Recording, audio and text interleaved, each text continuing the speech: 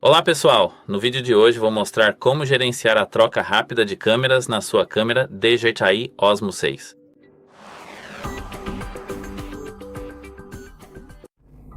Então, inicialmente você precisa mover e rolar de cima para baixo para poder visualizar este menu.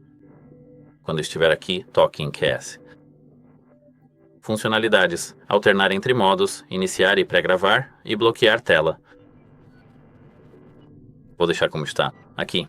Recursos e modos de disparo, sistema de comando de voz, troca de tela, foto e vídeo, rastreamento de assunto noturno avançado, câmera lenta, timelapse, hyperlapse, reprodução. E aqui está o contra. Temos 3 modos de disparo e recursos, além de configurações de botão de troca rápida. Aqui tudo o que resta é o poder. Quis?